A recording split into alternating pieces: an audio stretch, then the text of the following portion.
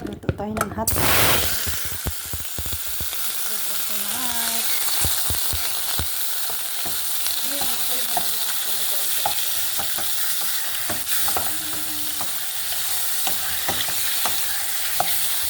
Sarap din sana ito ihalo sa... Ay, sos, hindi na nga, ayan, naghiwalay na nga siguro eh. Namumroblema nga ako.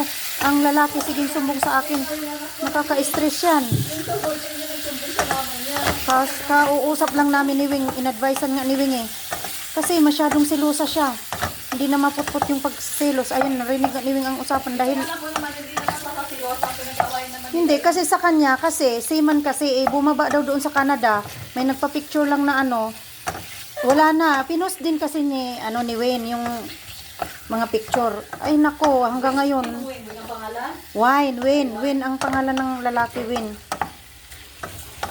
Yung anak ko na Kaya in-advise ni Wayne yung anak ko, hindi ganyan na ading kasi yung boyfriend mo malayo. Siyempre naman kasi, kung sino-sino kasi mabarkada niyan, dami ng barkada. Yan ang aming ulam for today. Hotdog.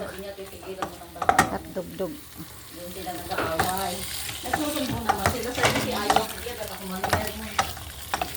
Sabi ko, mga bata pa kasi kayo. Wala yan daw niya. Bahala ka sa buhay mo. Nakakapagod ka rin.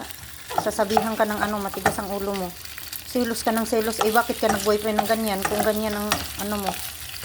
Yan ako naman tayo kumain niya. Hindi naman daming lalaki. Sige, bahala ka dyan.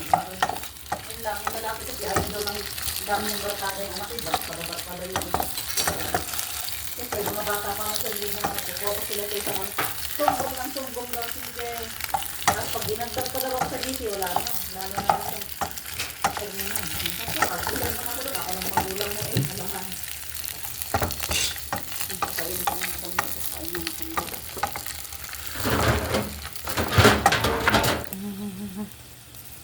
Ayan na.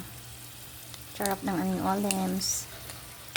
Sarap ng aming olives. Ayan, dyan na. Ready to eat na kami for the lunch. Ayan lang ang aming ulam for today. Hotdog. Hotdog, money, popcorn.